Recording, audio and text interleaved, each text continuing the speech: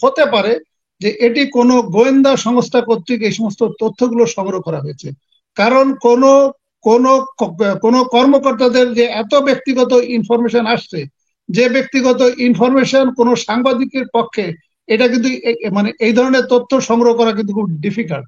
তাহলে ওই ক্ষেত্রে কোনো গোয়েন্দা সংস্থা কর্তৃক এই সমস্ত তথ্য সংগ্রহ করা হয়ে থাকতে পারে, করে এখন এই সমস্ত কর্মকর্তাদেরকে মানে ইনডাইরেক্টলি হয়তো বা ওই গোয়েন্দা সংস্থা বা হয়তো বা সরকারেরও প্রশ্রয় থাকতে পারে যে তাদেরকে ব্ল্যাকমেইল করা, যে ভালো কথা তুমি 100 কোটি টাকা দুর্নীতির মাধ্যমে তুমি মালিক হয়েছে, বা 500 কোটি টাকা মালিক হয়েছো, বা 1000 কোটি টাকা মালিক হয়েছে, এখন তুমি যদি বাঁচতে চাও, তোমার যদি চাকরি রাখতে চাও, তুমি যদি জেল থেকে বাঁচতে চাও, তাহলে অর্ধেক টাকা আমাদেরকে দিয়ে দাও। আমাদেরকে বলতে যে যে গোয়েন্দা সংস্থা এই কাজগুলো করছে তারাই হয়তো সরকারের সরকারের ইশারায় হয়তো এই কাজটি করে থাকতে পারে।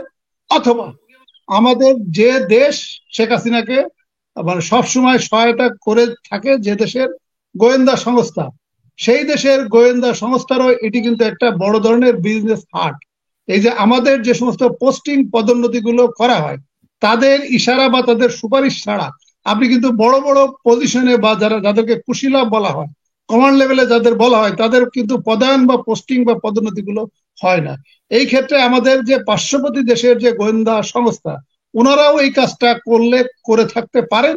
এবং যে তাদেরকে বলা যে এই যে জামিল সাহেবের নামে আসলে এই জামিল, এখন জামিল সাহেবকে বলবে যে আপনার তো 1000 কোটি টাকার সম্পদ কিন্তু প্রকাশ পেয়ে গিয়েছে, তাহলে আপনি 500 কোটি টাকা দেন, তাহলে কিন্তু সবকিছু ঠিকঠাক হয়ে যাবে। এরকমটাও হলেও হতে পারে। কারণ আপনার মানে আপনার এই চ্যানেলে ঢোকার আগে আমি যার সাথে কথা বলছিলাম, উনিও এই ধরনের আশঙ্কা প্রকাশ করছে যে এটি হয়তো কোনো গোয়েন্দা সংস্থা, সেটা আমাদের আভ্যন্তরীণ গোয়েন্দা সংস্থা অথবা বৈদেশিক গোয়েন্দা সংস্থার মাধ্যমে এটা হতে পারে। আর আরেকটি যেটা থার্ড অপশন, যেটা যে এটা হলো যে সরকারের যদি এই ধরনের যদি ইশারা থেকে থাকে, তো সরকার এখন এই মুহূর্তে রিজার্ভ সংকটে আছে। এখন এই ক্ষেত্রে যে আর্মি লেসপেন্সাররা যেগুলো পত্রপত্রিকায় এসেছে এবং শেখ হাসিনার যারা কুশীলব, মানে এই গত 15 বছরে কিন্তু $165 বিলিয়ন ধার করা হয়েছে, যেটার বৈদেশিক ঋণ হলো 100 বিলিয়ন এবং আভ্যন্তরীণ ঋণ হলো 65 বিলিয়ন। এর ভিতরে সিপিডি বলছে, CPD centre for policy dialogue বলছে 6.5 লক্ষ কোটি টাকা খেলাপি ঋণ এবং পাচার হয়েছে, মানে যেটি আসলে জয় বাংলা হয়ে গেছে। তার মানে 6.5 লক্ষ কোটি টাকা মানে প্রায় $60 বিলিয়ন।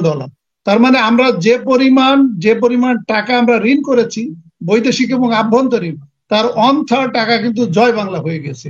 এখন হয়তো আমি জানি না, এটা আমি নিশ্চিত না, হয়তো সরকারের পক্ষ থেকে এমন কৌশল হতে পারে যে যারা এই সমস্ত টাকা জয় বাংলা করেছে ওদেরকে এখন ব্ল্যাকমেইল করে বা ওদেরকে একটা একটা পরিস্থিতি ক্রিয়েট করে এই টাকাগুলো আদায় করে যদি তাদের টাকাগুলো বাইরে থেকে থাকে, তাহলে এই টাকাগুলো তো তারা আলটিমেটলি যে মানি লন্ডারিং করে দেশের বাইরে পাঠিয়ে দিয়েছে, তাহলে ওদেরকে বলো ওই টাকাগুলো আবার আবার ডলারের মাধ্যমে রেমিটেন্স আকারে পাঠিয়ে দিতে।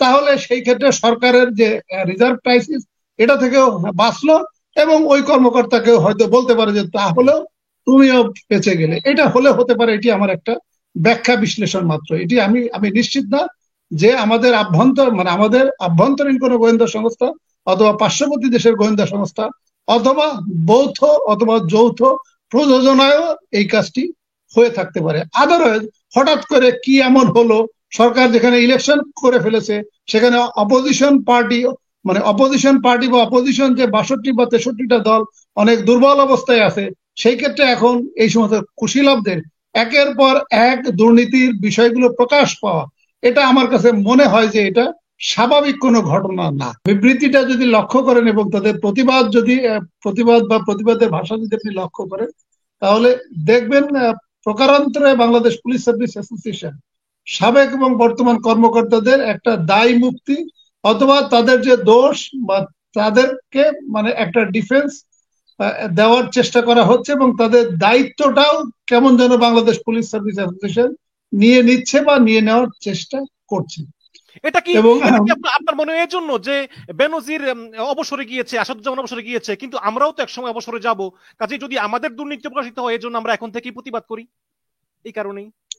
না, প্রথম যেটা হচ্ছে যে যদি যদি যদি বাংলাদেশ পুলিশের সাবেক এবং বর্তমান পুলিশ কর্মকর্তাদের অ্যাসোসিয়েশন বা সংগঠন হচ্ছে বাংলাদেশ পুলিশ সার্ভিস অ্যাসোসিয়েশন, যদি ওনারা মনে করেন যে এই ধরনের রিপোর্ট যেটা করা হচ্ছে এটা অতিরঞ্জিত এবং বাংলাদেশ পুলিশকে হেয় করার জন্য কোনো অসৎ উদ্দেশ্যে এই কাজটি করা হচ্ছে, তাহলে বাংলাদেশ পুলিশ সার্ভিস অ্যাসোসিয়েশন ওই সমস্ত কর্মকর্তা যাদের বিরুদ্ধে অভিযোগ আসছে ওনাদের কাছ থেকে একটা ব্যাখ্যা বিশ্লেষণ নিতে পারেন নিতে পারেন এবং এই ব্যাখ্যা বিশ্লেষণের পরিপ্রেক্ষিতে যদি বাংলাদেশ পুলিশ সার্ভিস অ্যাসোসিয়েশন যদি মনে করে যে তারা যে ব্যাখ্যা দিচ্ছে এটা ক্রেডিবল ইনফরমেশন এবং মিডিয়া বা পত্রপত্রিকা, print media, social media, online platform যে সমস্ত বক্তব্য প্রদর্শন করছে, যে সমস্ত তথ্য উত্থাপন করছে এটি অধিকাংশ মিথ্যা, তাহলে বাংলাদেশ পুলিশ সার্ভিস অ্যাসোসিয়েশন উচিত ছিল ওই সমস্ত কর্মকর্তাদের পক্ষে এই সমস্ত প্রিন্ট বা ইলেকট্রনিক মিডিয়া বা যে পত্রিকা এটা এসেছে সেই পত্রিকায় একটা রিজয়েন্ডার দেওয়া। এখানে বলেছে যে কোন কোন মিডিয়া হাউস ব্যক্তিগত আক্রোশ এবং নিজস্ব স্বার্থ রক্ষায় কোন কোন পুলিশ কর্মকর্তার বিরুদ্ধে অবমাননা কোন নেতিবাচক সংবাদ প্রকাশ করেছে যা সাংবাদিকতার নীতিমালা বিরোধী। এখন এটা তো করেছে বসুন্ধরা তো সরকারের খয়ের খা, তাহলে এখানে এখানে আসলে মানে এটা দ্বারা এরা কি বোঝাচ্ছে যে যে কোন মিডিয়া ব্যক্তিগত আক্রোশে? আমি এটা বুঝলাম না। তার মানে এখানে কি আপনি কি মনে করেন এখানে কি সাংবাদিকতা নীতিমালা মানা হয়নি? কারণ আমি আটা সংবাদ দেখে আপনাকে, সেটা হচ্ছে যে গণমাধ্যমে প্রকাশিত এ ধরনের রিপোর্টের অধিকাংশ ক্ষেত্রেই কোন তথ্যসূত্রের উল্লেখ নেই। তথ্যসূত্রবিহীন, বাস্তবতা বিবর্জিত, অতিকথিত এ ধরনের রিপোর্ট পুলিশের মনোবল ক্ষুণ্ণ করে, ভাবমূর্তি নষ্ট করে। এখন কোন সংবাদপত্র কি তাদের তথ্যসূত্রের নাম প্রকাশ করে? আপনি বলেন তো, মানে এই ধরনের অভিযোগ কেন? কি মনে হয় আপনার? না, আপনি আপনি যেমনটি বললেন যে আপনার বাংলাদেশ পুলিশ সার্ভিস অ্যাসোসিয়েশন বলেছে যে কোন কোন মিডিয়া হাউস এই কাজগুলো করছে, কিন্তু আমার বক্তব্য হলো যে বাংলাদেশ পুলিশ সার্ভিস অ্যাসোসিয়েশন এই দায়িত্ব কেন নিতে যাচ্ছে? কারণ সাবেক পুলিশ কর্মকর্তা তারা তো এখন বাংলাদেশ পুলিশ এখন নাই। এখন কোন একটা দুর্নীতি বা ফৌজদারির অপরাধ এটি কিন্তু ব্যক্তিগত দায়, এটা কোনোভাবে সংগঠন বা সংস্থা কিন্তু এই দায় নিতে পারে না এবং এই দায় কিন্তু তারা নেয় না। তাহলে বাংলাদেশ পুলিশ সার্ভিস অ্যাসোসিয়েশন কেন বেনজির সাহেব বা আসাদুজ্জামান আসাদ এবং আজকের পত্রিকায় দেখলাম জামিল নামে এক ডিআইজি এবং এর আগে রফিকুল ইসলাম নামে এক অ্যাডিশনাল ডিআইজি, তার নামেও বিস্তারিত প্রতিবেদন এসেছে। এখন বক্তব্য হচ্ছে যে বাংলাদেশ পুলিশ সার্ভিস অ্যাসোসিয়েশনের এই বক্তব্য দেওয়া মানে আলটিমেটলি এটা কিন্তু বাংলাদেশ পুলিশের ঘাড়েও কিন্তু বর্তায়। তার মানে বাংলাদেশ পুলিশ সার্ভিস অ্যাসোসিয়েশন যদি এই বক্তব্য দিয়ে থাকে তাহলে তার মানে ইনডাইরেক্টলি বাংলাদেশ পুলিশও কিন্তু এই বাংলাদেশ পুলিশ সার্ভিস অ্যাসোসিয়েশনের পক্ষে বা পক্ষ নিলেন। তাহলে সেই ক্ষেত্রে বাংলাদেশ পুলিশ সার্ভিস অ্যাসোসিয়েশন বা বাংলাদেশ পুলিশ কেন এই ধরনের যে রিপোর্টগুলো হচ্ছে, যদি এটা অসত্য হয়ে থাকে তাহলে যার বিরুদ্ধে রিপোর্টগুলো এসেছে তাহলে উনি বক্তব্য দিক, এটা তো একটা প্রসিডিউর আছে।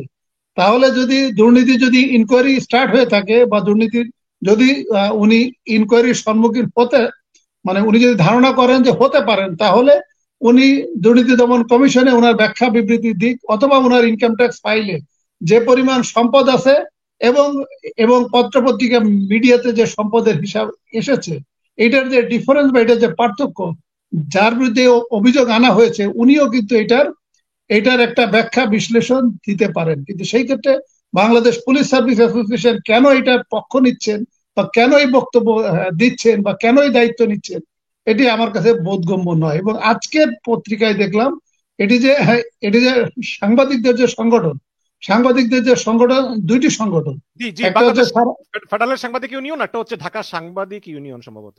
জি, দুইটা সাংবাদিক ইউনিয়ন কিন্তু বাংলাদেশ পুলিশ সার্ভিস অ্যাসোসিয়েশনের যে বক্তব্য এই বক্তব্যেরও কিন্তু তীব্র নিন্দা জানিয়েছে।